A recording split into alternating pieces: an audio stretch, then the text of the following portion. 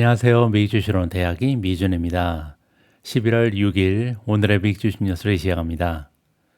오늘도 변함없이 미국 주식 투자의 정석을 지키고 있는 미준에 오신 것을 환영합니다. 어제 방송에서 제가 마지막 부분이었습니다. 여러분들께서 남겨주시는 댓글이 참 많은 동기부여가 되니까 많이 댓글 좀 남겨주세요. 이렇게 부탁을 드렸는데요. 어제 깜짝 놀랐습니다. 지금 댓글이 168분께서 남겨주셨거든요. 평소에는 지금 100개도 되지 않거든요. 그런데 이렇게 부탁 말씀드렸더니 너무나 많은 분들께서 소중한 시간을 저한테 투자해 주신 점에 대해서 진심으로 감동받았고요. 더욱더 열심히 유튜브 진행해야겠다라는 다짐도 하게 됐습니다. 오늘 방송은요, 이렇게 많은 댓글을 남겨주셨는데 그중에서 가장 좀 많은 분들께서 궁금해 하실 만한 부분에 대한 댓글을 읽으면서 시작해 보도록 하겠습니다. 11월 6일 오늘의 빅주식 뉴스 바로 시작합니다. 오늘 공유해드릴 첫 번째 댓글은요, 올리브라는 아이디를 쓰시는 분께서 남겨주셨습니다. 안녕하세요, 미주님. 오늘도 방송 잘 들었습니다. 30년 동안 워킹맘을 하면서 은퇴를 손꼽아 기다리는 구독자입니다. 오늘 방송 중 댓글에 대한 답변을 듣고 한 가지 궁금한 점이 있어 글을 남깁니다. 현금 보유 비중에 대한 내용인데요.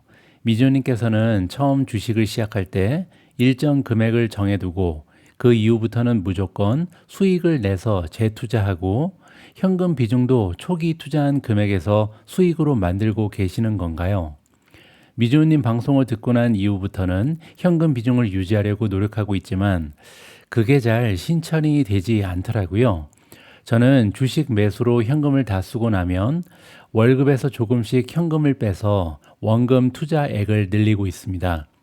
미주님은 어떤 방식으로 하시는지 그리고 제가 하는 방식이 잘못된 건지 궁금합니다. 올리브님 잘못하시는 점 하나도 없습니다. 아주 잘 알고 계시고요. 저도 같은 방법을 사용합니다.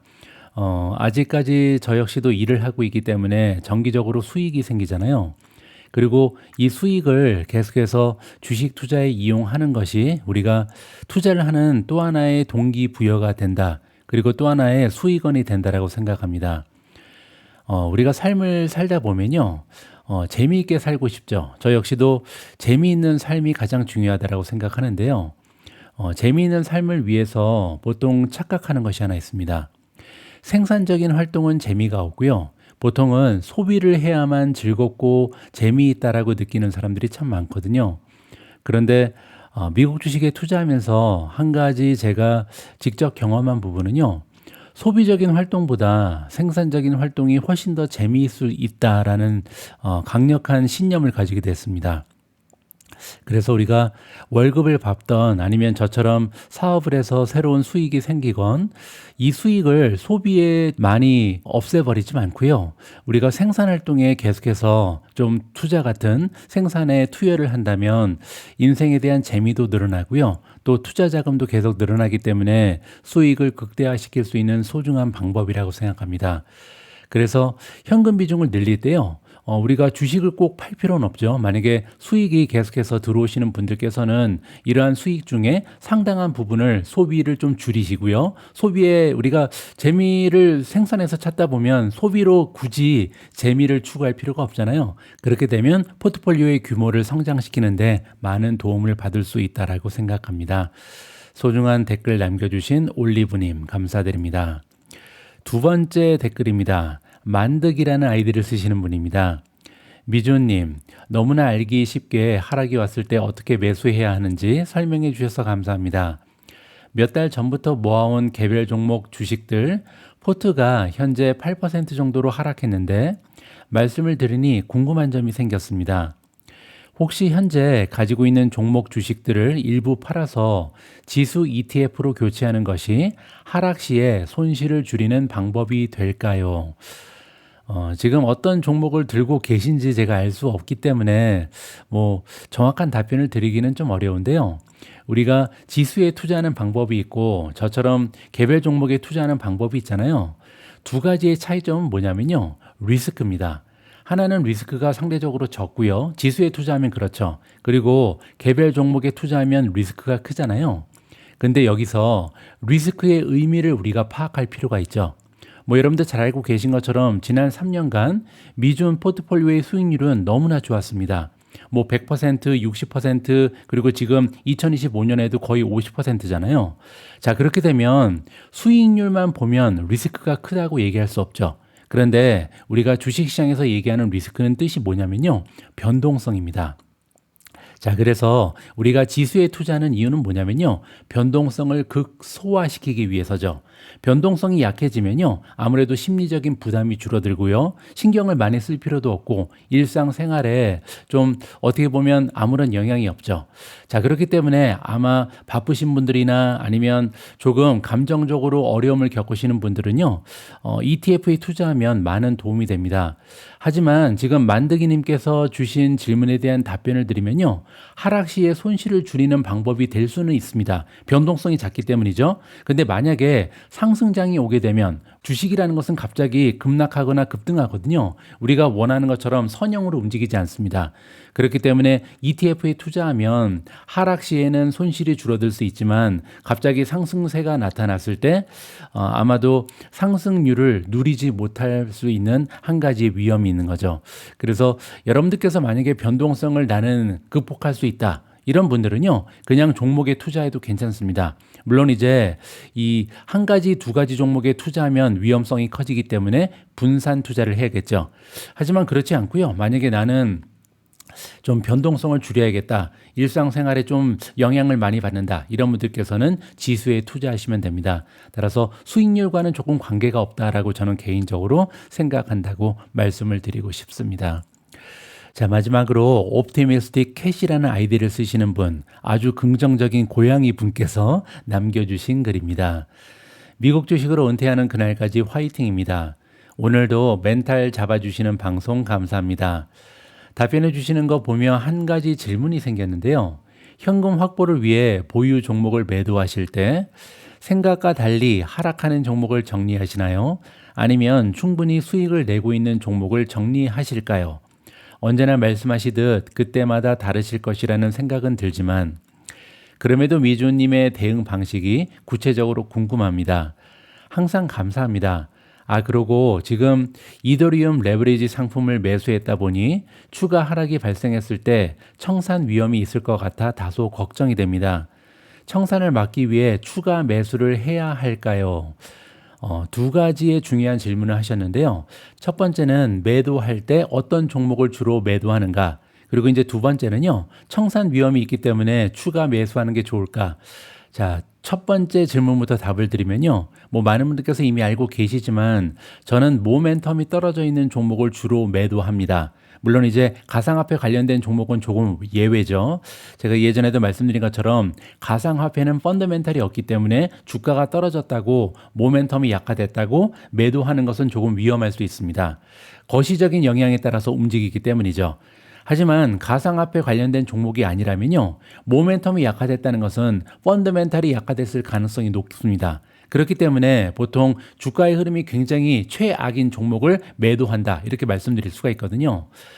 다시 한번 말씀드리지만 제가 모멘텀에 집중하면서 투자를 하는 이유는요. 두 가지입니다. 하나는요. 10배거 이렇게 20배거 30배거 이렇게 끊임없이 올라가는 주식을 계속해서 지키기 위해서는요. 밸류에이션에 집중하는 것보다는 모멘텀에 집중하는 게 더 유리하죠. 그래서 뭐 엔비디아 같은 경우도 지금 10배거가 됐잖아요. 이렇게 굉장히 짧은 시간에 10배거가 되는 종목들이 많이 있는데요. 모멘텀 전략을 사용하지 않으면 중간에 팔았을 가능성이 굉장히 높죠. 자, 이게 첫 번째 이유고요. 두 번째로 모멘텀 전략을 사용하는 이유는요. 엄청나게 많이 떨어지는 주식을 없애기 위해서입니다. 우리가 많은 주식에 투자를 하다 보면요. 운이 좋지 않게 완전히 70%, 80%, 90% 이렇게 폭락하는 종목을 만날 가능성도 있거든요. 특히 성장주는 이런 종목이 가끔씩 발견이 됩니다. 자, 그런데 만약에 모멘텀이 집중하지 않고요. 떨어졌다고 저가 매수하게 되면 이렇게 끊임없이 떨어지는 종목을 만나게 되면 운이 없으면 그렇게 되잖아요. 이렇게 운이 없이 7, 80%, 90% 떨어지는 종목을 만났을 때 엄청난 손실을 볼 수가 있는 거죠. 그래서 이렇게 좀 운이 좋지 않게 하염없이 떨어지는 종목을 만났더라도 중간에 모멘텀이 떨어졌을 때 비중을 줄이거나 손절을 하게 되면요. 손실을 최소화할 수 있다. 자, 첫 번째 질문에 대한 답이 됐는지 모르겠고요. 자, 두 번째 질문은요. 지금 주가가 많이 떨어진 종목을 좀 청산을 막기 위해서 추가 매수를 해야 되는가? 저는요, 여기에 대해서는 적극적으로 반대입니다. 왜냐면요, 예전에도 한번 제가 설명드린 적이 있는데요. 어제까지 투자했던 종목을 오늘 내가 다시 산다고 해서 뭐 합치면 수익률이 올라가거나 떨어지긴 하는데요. 그거는 사실상 숫자 노름에 불과하고요. 실제로는 어제 산 종목, 그리고 오늘 산 종목이 다른 투자입니다. 그래서 만약에 내가 레버리지 상품을 하나 샀는데 이게 청산이 됐다. 근데 청산을 막기 위해서 오늘 추가적으로 샀다. 그런 경우에는요. 똑같은 종목에 두 번 다르게 투자를 하는 거죠. 그래서 예전에 샀던 것은 청산이 되면 청산이 끝나는 거고요. 오늘 산 종목은 0%에서 다시 시작하는 겁니다. 자, 이런 생각을 가지고 있어야 우리가 수익률이 좋은 종목도 추가적으로 매수할 수 있죠. 뭐 예를 들어서 내가 가지고 있는 종목이 수익률이 200%다, 300%다. 자, 이런 경우에는요, 추가적으로 매수하기가 너무나 어렵습니다. 왜냐하면 이런 종목을 추가적으로 매수하면요, 수익률이 막 200%였다가 갑자기 50%로 떨어지잖아요. 자, 그런데 이걸 그렇게 보면 안 되고요. 어제까지 투자했던 종목을 다시 샀을 때는 다시 새롭게 0%에서 투자한다. 이렇게 생각하신 것이 맞습니다. 떨어지고 있는 종목도 마찬가지죠. 마이너스 30%인데 추가적으로 주식을 매수해서 마이너스 15%로 줄인다. 이거는요, 아무런 의미가 없습니다. 어제까지 가지고 있었던 것은 그대로 마이너스 30%, 오늘 새로 매수하는 것은 0%에서 시작한다. 이거를 우리가 좀 이해할 필요가 있습니다. 그래야만 지금 현재 시점에서 가장 좋아 보이는 종목을 0%에서 매수할 수 있는 여유가 생기거든요. 자, 이 부분 참고하시면서 투자 진행하셨으면 합니다. 다음에는 어제 미국 증시 시황을 정리하도록 하겠습니다. 먼저 S&P 500 맵을 보시면요. 다시 시장 분위기가 좀 향상됐죠. 녹색의 수가 빨간색의 수를 완전히 압도하고 있습니다. 어제는 3대 지수 모두 플러스로 마감을 했고요. 참 대단합니다. 제가 어제 방송에서도 말씀드렸지만 개인적으로는 한 10% 가까이 떨어지는 조정이 왔으면 하고 기대를 하고 있거든요. 뭐 현금 비중이 거의 20% 가까이 되기 때문에 좀 떨어지면 줍줍할 수 있는 여유가 있기 때문이죠. 하지만 최근에 미국 증시 움직임을 보시면요. 좀처럼 조정에 빠져들지 않고 있습니다. 자, 지금 최근에 주가가 떨어진 경우가 꽤 많이 있었죠. 근데 문제는요. 떨어지다가 바로 반등해 버립니다. 최근에 가장 많이 떨어진 게 3.5%에 불과했거든요. 그건 8월 초였습니다. 그리고 나서 그 이후에는요, 2.2%, 2.2%, 2%, 3.2%, 2.3%, 좀처럼 3% 이상 하락하는 경우가 거의 없다. 굉장한 탄력성을 지금 미국 증시가 보여주고 있는 거죠. 제가 보기에는요, 이렇게 미국 증시가 좀처럼 조정에 빠지지 않는 이유는요, 우리가 정기적으로 체크하고 있는 AAII 설문조사 결과가 설명해 줄 수 있을 것 같습니다. 뭐 예전에도 많이 말씀드렸지만 다시 한번 점검을 해보면요. 미국 증시는 4월 이후 연일 사상 최고치를 경신했습니다. 그런데요. 반대로 시장의 센티먼트는 매우 부정적이었죠. 가령 아주 최근까지도 AAII 설문조사 결과는요. 부정적인 전망의 비율이 긍정적인 전망의 비율을 넘어서고 있었습니다. 자, 여기 보시면 나와 있죠. 36.9, 42.7로 빨간색이 더 많죠. 여기도 33.7, 46.1이었잖아요. 자, 이렇게 주식시장은 계속해서 사상 최고치를 경신하고 있는데 시장의 센티먼트는 오히려 부정적인 사람들이 더 많았다. 이렇게 보시면 됩니다. 자, 다시 얘기해서요. 최근까지도 미국 증시에 다양한 우려점들이 있었기 때문에 미국 증시를 빠져나가 있던 현금이 너무나 많이 쌓여 있었죠. 그리고 이러한 대기 자금들은요, 계속 포모에 시달릴 수밖에 없습니다. 왜냐하면 나는 주식을 다 팔았는데 주가가 계속 올라가잖아요. 그래서 지금 파티가 열리고 있는데 나만 초청을 못 받았구나. 이걸 우리가 포모라고 부르죠. 자, 따라서 포모에 시달리는 사람들은요, 미국 증시가 조금이라도 하락하면 재진입할 가능성이 높죠. 자, 이런 결과로 인해서 6개월간의 랠리를 지원해줬다. 이렇게 보시면 됩니다. 자, 그리고 가장 최근에 발표된 결과, 지난주 발표 결과죠. 뭐 오늘 다시 최신 결과가 발표되겠지만 여기 나와 있는 것처럼 10월 29일 설문조사 결과에 따르면요. 긍정적인 전망의 비율이 44%로 이제 역사적인 평균을 넘었습니다. 그리고 부정적인 전망의 비율도 40% 이하로 하락했고요. 저는 개인적으로요, 긍정적인 전망 비율이 50%에 가깝게 올라간다면, 그리고 또 하나, 부정적인 전망 비율이요, 30% 이하로 하락한다면, 그때가 단기적으로 조정의 위험이 커지는 시점이다. 이렇게 판단하고 있습니다. 자, 과연 오늘 업데이트되는 AAII 설문조사 결과는 어떤 시장의 센티먼트를 반영할런지 직접 한번 확인해 볼 필요가 있을 것 같습니다. 저는 2021년 10월 달에요, 굉장히 중요한 인생의 결정을 했습니다. 그때까지 지켜왔던 호텔 총지배인이라는 직함을 내려놓고요, 전업 유튜버로 전향을 했거든요.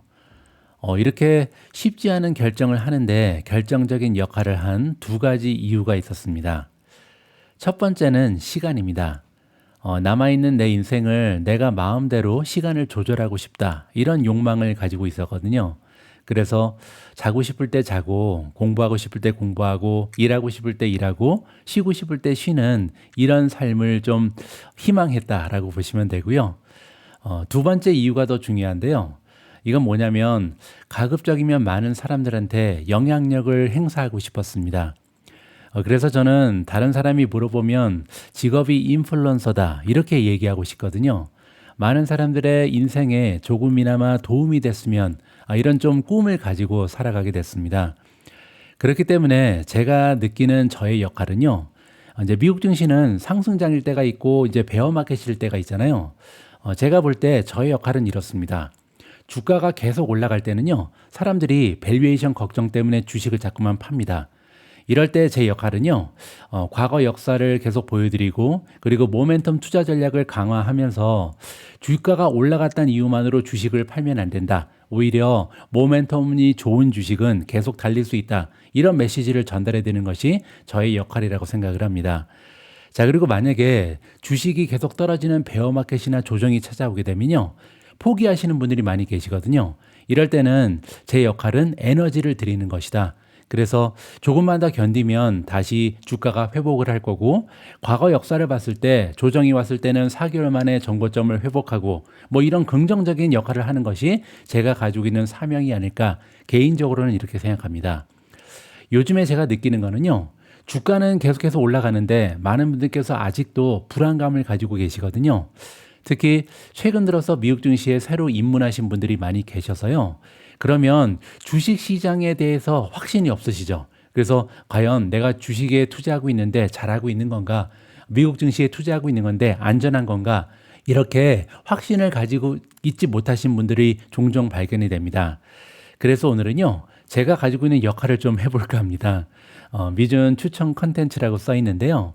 역사가 알려주는 미국 주식 투자의 당위성이라고 제목을 조금 바꿔봤습니다.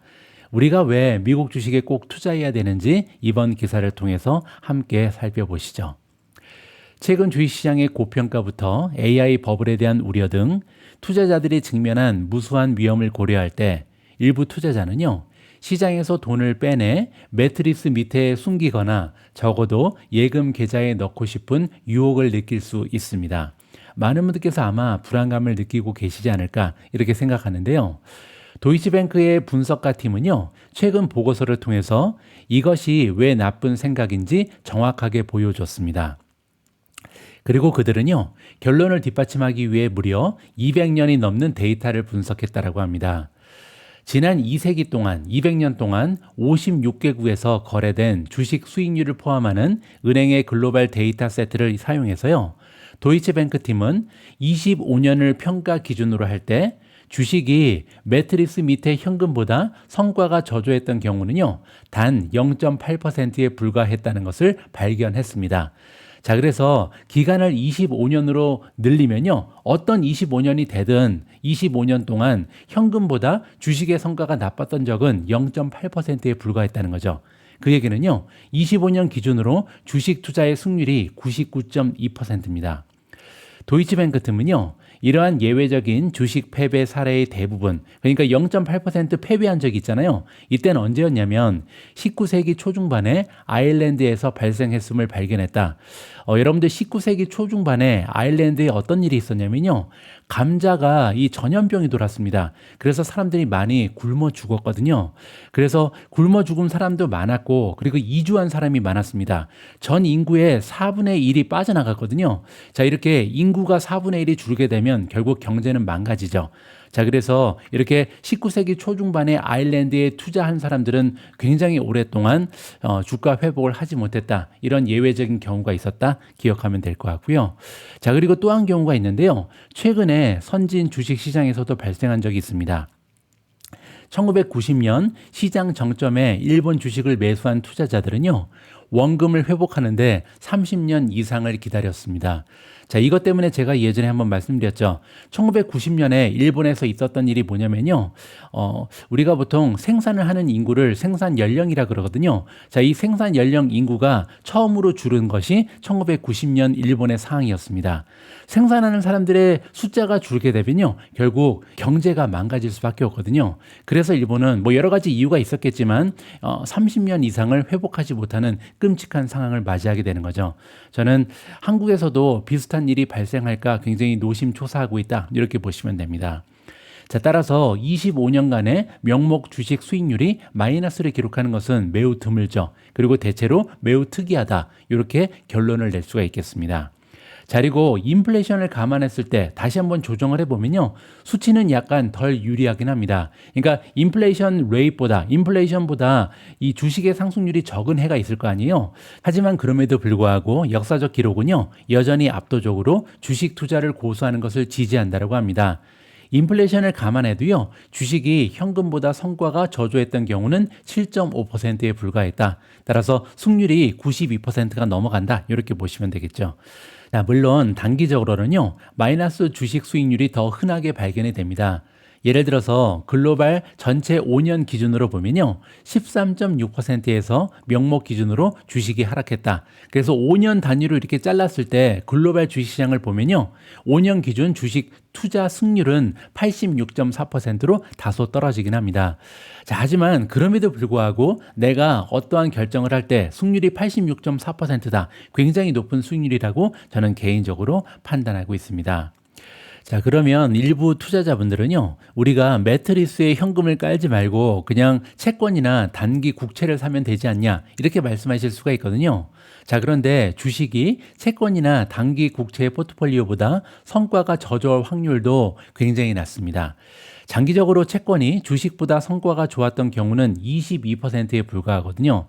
그리고 국채가 주식보다 성과가 좋을 확률은 12.7%에 불과했다. 자, 여기 나와 있죠. 22% 그리고 12.7% 25년을 기준으로 했을 때 그렇고요.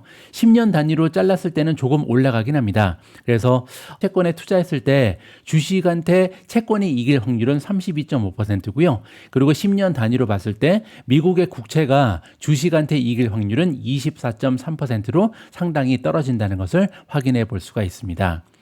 자, 하지만 여기서 한 가지 우리가 기억할 부분이 있는데요. 이러한 높은 주식 투자 수익률 그리고 승률은요.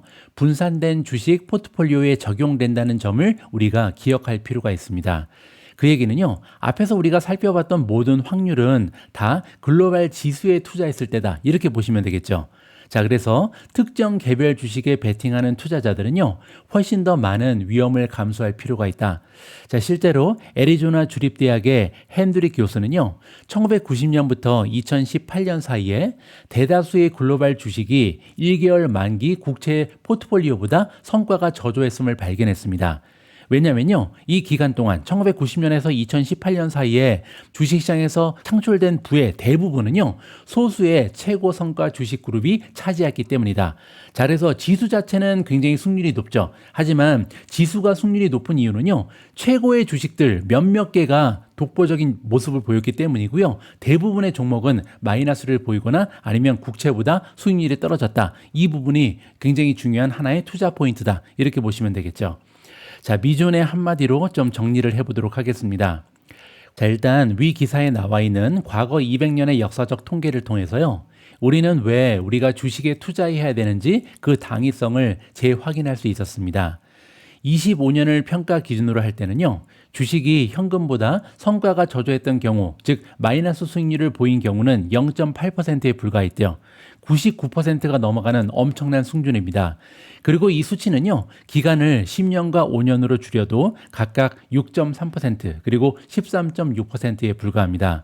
자, 그런데 이거는 글로벌 시장을 대상으로 했잖아요. 자, 그래서 굉장히 궁금하죠. 여기서 분석 대상을 만약에 미국 주식 시장으로 한정한다면, 즉 S&P 500을 기준으로 한다면 과연 어떠한 모습을 보이는가? 그리고 데이터 기간을요. 200년이 아니라 그냥 100년으로 조금 현재의 모습으로 줄인다. 자, 이렇게 했을 때는요. 주식 투자의 수익률이 어떻게 변화할까? 굉장히 궁금합니다. 그래서 제가 직접 찾아서 분석을 해봤는데요. 자, 20년 투자했을 때는요, 수익률이 100%입니다. 자, 이 얘기는 뭐냐면요. S&P 500 지수의 100년 역사적 통계를 보면요. 어떤 20년의 기간을 잘라서 보더라도 명목 수익률이 마이너스인 적은 단 한 번도 없었습니다. 그래서 미국 주식은요. 그냥 S&P 500을 사고 20년을 기다리면 무조건 플러스다. 이렇게 보시면 됩니다.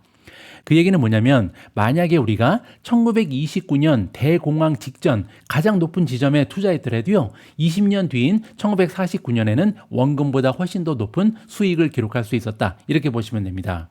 자, 그리고 만약에 인플레이션을 감안하면 어떻게 되냐면요. 그래도 수익률이 99%는 넘어갑니다. 뭐 예를 들어서 1960년대 중반에 투자를 시작해서요. 1970년대에 극심한 스태그플레이션 시기를 겪었더라도 그래도 20년을 기다리면 미국 주식의 상승률이 인플레이션을 이겼다. 이렇게 볼 수가 있는 거죠. 자, 그러면 기간을 10년으로 좀 줄여보겠습니다. 자, 10년으로 줄이면요. 수익률이 90% 정도가 됩니다. 10년 투자는 미국 시장에서도 극히 드물긴 하지만 실패 사례가 존재한다. 이렇게 보시면 되고요. 명목 수익률은 약 96%에서 97%입니다. 자, 지난 100년에 가까운 역사 동안 10년 투자가 10년으로 잘라봤을 때 명목상으로 손실을 기록한 시기는요. 딱 두 번입니다. 첫 번째는 대공황, 그리고 두 번째는요. 닷컴 버블부터 금융위기까지 1999년과 2009년을 두 개 다 포함했을 때 이렇게 해야 수익률이 좀 떨어지거든요. 자, 즉 10년을 투자해도 돈을 잃으려면요. 역사상으로 최악의 경제 위기 수준의 충격이 필요하다. 자, 이렇게 엄청난 일이 있지 않으면요. 10년만 돌고 있으면 사실상 수익률은 플러스다. 이렇게 보시면 됩니다. 자, 그리고 실질 수익률, 즉 인플레이션을 감안하게 되면요. 10년 동안 투자하면 수익률은 80%에서 85% 정도가 된다. 이렇게 보시면 되겠습니다. 자, 그러면 기간을 5년으로 줄이면 어떻게 될까요? 그 얘기는요. 지금부터 우리가 5년간 투자했을 때 승리할 확률입니다. 자, 5년 투자는요. 200년 글로벌 통계와 비슷한 수준의 위험성을 보입니다. 자, 그래서 명목, 실질 수익률이 모두 75%에서 85% 정도 된다. 이렇게 보시면 됩니다. 자, 미준의 결론으로 마무리하도록 하겠습니다. 자, 일단 첫 번째로요. 주식 투자는 확률의 게임이다. 제가 굉장히 여러 번에 걸쳐서 반복해서 드리는 메시지잖아요. 자, 미래는 알 수가 없죠. 알 수 없기 때문에 뭐 아니면 도다. 이게 아니라요. 어떻게 하면 확률을 높일 수 있을까? 이렇게 접근하는 것이 맞습니다. 자, 그런데 미국 주식 시장 데이터는요. 200년 글로벌 데이터보다 훨씬 더 높은 성공 확률을 보여주고 있죠. 그래서 제가 보기에는요. 미국 주식을 놔두고 굳이 다른 곳에 투자할 필요가 있을까? 이게 첫 번째 제가 드리는 결론입니다. 자, 두 번째는요. 기간이 핵심이죠.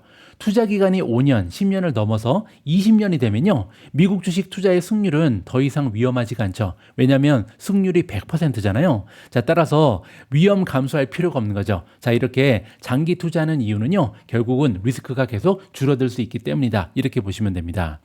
자, 세 번째, 분산 투자를 좀 강조드리고 싶은데요. 자, 이렇게 긍정적인 수치는 모두 S&P 500 지수에 투자하는 분산 투자를 전제로 합니다. 자, 따라서 보유 종목의 수가 적으면 적을수록 주식 투자의 승률은 떨어질 수밖에 없죠. 제가 2020년에 여기에 대한 리포트 하나를 여러분들께 전달해 드린 적이 있는데요. 최소한 20종목 정도의 투자를 해야 S&P 500 지수에 투자하는 것 같이 이 분산 투자의 완벽한 효과를 누릴 수 있다고 합니다. 자, 따라서 분산 투자 투자로 우리가 해칭을 하기 위해서는요, 적어도 20종목을 가지고 있어야 된다. 이렇게 보시면 되겠죠. 자, 마지막으로 모멘텀 투자 전략을 강조하고 싶은데요. 자, 갑자기 왜 모멘텀이 나오는가 한번 들어보시죠. S&P 500을 비롯한 대부분의 시장 지수들은요, 최소 3개월에 한 번씩 리밸런싱을 합니다. 자, 그 얘기는요, 주가가 상승한 종목의 지수 내 비중은 늘리죠. 그리고 하락한 종목의 비중은 줄이거든요. 그리고 또한 시가총액이 급등한 새로운 종목은 지수 밖에 있다가 갑자기 편입이 됩니다. 그리고 주가 흐름이 굉장히 부진한 종목은요, 지수에서 탈락하는 경우도 굉장히 많거든요. 자, 그 얘기는 뭐냐면 S&P 500의 불패시나 지금 20년을 기준으로 했을 때 단 한 번도 패배한 적이 없잖아요. 자, 이렇게 불패 신화를 쓰고 있는 이유는요, 지속적으로 포트폴리오 종목들의 주가 움직임을 반영하면서 모멘텀 투자 전략을 구사한다는 전제가 깔려 있다. 자, 따라서 지수에 투자하게 되면 우리가 S&P 500에 투자하거나 아니면 나스닥 100에 투자하거나 그 얘기는요, 우리가 알지도 못하는 사이에 모멘텀 투자를 하는 것이다. 이렇게 마무리를 해드리겠습니다. 오늘 마지막으로 준비된 컨텐츠는 오래간만에 미준 팟캐스트입니다. 오늘 미준 팟캐스트의 주인공은 AMD인데요. 제가 어제 방송에서 AMD 어닝 결과에 대해서 아무런 정보도 여러분들께 드리지 못했잖아요. 그래서 최근에 어닝 실적이 어떻게 나왔고 지금 현재 시점에서 AMD의 투자 가치는 어떻게 변화하고 있는지 이번 팟캐스트를 통해서 확인하시면 좋을 것 같습니다. 11월 6일 오늘의 빅주식 뉴스는 여기까지입니다. 오늘 방송도 마지막까지 함께해 주신 분들께 특별히 감사 말씀드립니다. 오늘 방송 앞에서도 말씀드린 것처럼 여러분들의 댓글이요, 제가 방송을 운영하는 데 많은 힘이 되고요. 그리고 최근에는 좋은 댓글이 너무나 많기 때문에 방송의 컨텐츠에도 도움이 되거든요. 오늘도 여러분들의 좋은 질문들 많이 기대하고 있겠습니다. 우리 모두가 미국 주식 투자를 은퇴하는 그날까지 다 함께 화이팅입니다. 행복한 하루 되세요. 감사합니다. 안녕하세요. 미준 패밀리 여러분. 즐거운 하루 시작하셨나요? 11월이 시작되니 문득 한국의 날씨가 어떤가 궁금하네요. 아직 춥지는 않겠죠? 네, 제가 있는 곳은 오늘 하루도 화창하게 시작하고 있습니다. 안녕하세요, 여러분. 아침에 일어나니 녹아내린 주식들. 어쩌죠? 이럴 때일수록 패닉하면 안 되겠죠? 기술주 변동성이 다시 좀 커지는 것 같은데 이럴 때일수록 기업의 펀더멘탈, 이거 진짜 잘 봐야겠죠. 맞습니다. 그래서 오늘은 AMD의 2025년 3분기 실적 분석 기사를 좀 같이 살펴보려고 합니다. 이번 기사를 바탕으로 해서 핵심만 좀 쏙쏙 꼽아볼게요. 와, AMD 최근에 주가도 엄청 올랐는데 실적이 어땠을지 진짜 궁금하네요. 오늘 저희의 미션은 뭔가요? 네, 오늘 미션은요, AMD의 최신 실적을 아주 구석구석 파헤쳐 보고요. 또 이 기사가 제시하는 투자 관점까지 명확하게 이해하는 겁니다. 기사 제목부터 트리플 플레이 커트라니까 기대되는데요. AMD가 2025년 3분기에 그 어려운 걸 해냈습니다. 보통 이제 트리플 플레이라고 하면 매출, 주당 순이익, EPS라고 하죠. 이게 다 시장 예상치를 넘어서고 다음 분기 전망치까지 좋게 내놓는 걸 말하는데 AMD가 이걸 다 달성했어요. 구체적인 수치가 궁금한데요. 어떻게 나왔나요? 네, 매출은 전년 동기 대비 36% 증가한 9,250만 달러, 그리고 주당 순이익 EPS는 30% 증가한 1.20달러를 기록했습니다. 시장 예상치를 그냥 가볍게 뛰어넘는 말 그대로 어닝 서프라이즈였죠. 정말 대단하네요. 어떤 사업부가 이렇게 성장을 이끌었나요? 사실 두 개의 엔진이 아주 강력하게 돌아갔습니다. 일단 클라이언트 앤드 게이밍 부문 매출이 무려 73%나 급증해서요, 40억 5천만 달러를 기록했어요. 특히 그 PC용 라이젠 프로세서 판매가 기록적이었다고 해요. 이게 65% 증가했고요. 그리고 라데온 그래픽 카드랑 게임 콘솔 수요 덕에 게이밍 매출은 무려 160%나 폭증했습니다. 13억 달러나 됐다고 합니다. 클라이언트랑 게이밍도 진짜 인상적인데, 근데 역시 요즘 시장의 관심은 온통 AI로 쏠려 있잖아요. 데이터 센터 쪽은 어땠나요? 이게 중요할 것 같은데요. 역시 핵심을 딱 짚으시네요. 데이터 센터 부문이 정말 중요합니다. 전년 대비로는 22%, 그리고 직전 분기 대비로는 34% 성장해서 43억 4천만 달러 매출을 올렸어요. 5세대 EPYC 서버 프로세서하고 AI 가속기인 인스틴트 MI350 시리즈 GPU 수요가 이 성장을 이끌었죠. 데이터 센터 성장률 22%도 물론 좋긴 한데 뭐랄까, 경쟁사의 폭발적인 성장세랑 비교하면 아직은 조금 더 가야 할 길이 있어 보이기도 하는데요. 이 분석가는 AMD의 AI 관련해서는 어떤 점을 주목하고 있나요? 미주호님은 어떻게 생각하세요? 바로 그 점을 분석가가 강조하고 있습니다. 현재 주력인 인스틴트 MI350X 생산이 이제 본격화되고 있고요. 특히 그 차세대 칩 있잖아요. MI450X 이거 관련해서 오픈 AI나 메타, 오라클 같은 엄청 큰 기업들하고 대규모 계약을 맺고 있다는 점에 주목해요. 네, 이게 앞으로 AMD 데이터 센터 사업의 초고속 성장을 이끌 거라는 거죠. 분석가는 AMD에게도 드디어 엔비디아 모멘트라고 할 만한, 그러니까 AI 시장에서 폭발적인 성장을 하는 순간이 올 수 있다, 이런 기대감을 내비치고 있습니다. MI350X가 현재 주력이고 MI450X는 차세대군요. 오픈 AI와의 1기가와트 규모 계약 같은 건 정말 상징적인데요. 와, 1기가와트면 이게 작은 도시 하나를 밝힐 수 있는 엄청난 전력량이잖아요. 그만큼 대규모 컴퓨팅 자원을 AMD 칩으로 구축하겠다, 이런 움직임으로 볼 수 있겠네요. 맞습니다. 리사수 CEO 역시 이번 실적과 4분기 가이던스는 우리 성장 궤도의 명확한 단계 상승을 보여준다 이러면서 AI 사업 확장에 강한 자신감을 보였고요. 재무 임원인 진어도 AI와 고성능 컴퓨팅 투자가 성장을 견인하고 있다고 언급했죠. 앞으로 이런 대형 계약들이 실적에 반영될 때가 정말 기대되는 부분입니다. 이런 긍정적인 분위기가 다음 분기 전망에도 당연히 이어지겠죠. 가이던스는 어떻게 나왔나요? 네, AMD 경영진은 4분기 매출 가이던스로 96억 달러, 플러스 마이너스 3억 달러 정도를 제시했는데 이건 역시 시장 예상치였던 92억 달러를 웃도는 수치입니다. 성장세가 계속될 거라는 그런 신호죠. 실적도 좋고 전망도 밝고, 그러면 분석가는 그래서 주가에 대해서는 어떻게 평가하고 있나요? 궁금한데요. 이 분석가는 현재 AMD의 펀더멘털을 고려했을 때 적정 가치를 주당 285달러 정도로 평가했습니다. 기사 작성 시점 주가가 한 240달러 후반대였는데 그거 기준으로 보면 약 15% 정도 추가 상승 여력이 있다고 본 거죠. 네, 그리고 더 나아가서 5년 장기 목표 주가로는 약 506달러를 제시하면서 연평균 15.5%의 수익률을 기대하고 있습니다. 이게 보통 시장 평균 기대 수익률이 한 8에서 10% 정도 되잖아요. 그리고 일반적인 투자 목표 수익률도 한 15% 정도 잡는데 이걸 넘어서는 꽤나 긍정적인 전망이라고 할 수 있겠죠. 그래서 최종 투자 의견은 완만한 매수, 모데스트 바이군요. 최근 한 달간 50%나 급등한 점을 고려해서 240달러대에서 장기 투자 관점으로 좀 나눠 사는 전략, 분할 매수를 추천했네요. 아무래도 급등 후에 좀 숨고르게 할 때 분할 매수라 좋은 전략 같아요. 근데 또 너무 급하게 오르면 조정 가능성 좀 생각해야겠죠. 정확한 지적이십니다. 오늘 저희는 AMD 분석 기사를 통해서 AMD의 강력한 3분기 실적하고 성장 동력, 특히 그 AI 분야에서의 잠재력을 확인했습니다. 클라이언트, 게이밍, 데이터 센터 모두 정말 인상적인 성과를 보여줬죠. 네, 분석가의 구체적인 목표 주가 설정 근거나 완만한 매수 그리고 분할 매수 전략 제안은 투자 판단할 때 참고할 만한 그런 유용한 관점을 제공해 준 것 같습니다. 물론 이 분석은 하나의 시각일 뿐이니까 다른 요인들도 당연히 함께 고려해야 하고요. 오늘 저희가 함께 이렇게 파헤쳐 본 내용이 미주온 패밀리 여러분의 현명한 투자 결정에 조금이나마 좋은 참고 자료가 되었기를 바랍니다. 마지막으로 이런 질문을 던져보면서 마무리하고 싶네요.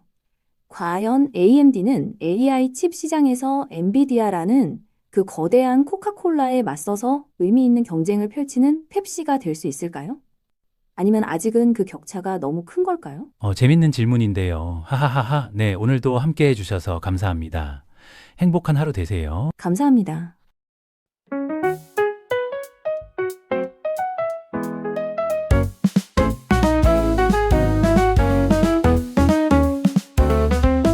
작은 꿈 시작이 중요해. 희망의 미래를 함께 심어가 매일매일 조금씩 자라나 마음속에 설렘이 끼었나. 욕심은 버려 이번에도 다르진 않을 거야. 결과는 과정의 연속일 뿐 어두운 조정이 와도 두렵지 않아. 미주은 손을 잡고 나아가 보이지 않는 내일의 빛이 되어줄게. 행복한 투자 서로의 꿈을 응원하며 아름다운 내리막길 같이 걸어가. 행복한 투자 미주와 함께 우리 모두가 미국 주식으로 은퇴하는 그날까지 다 함께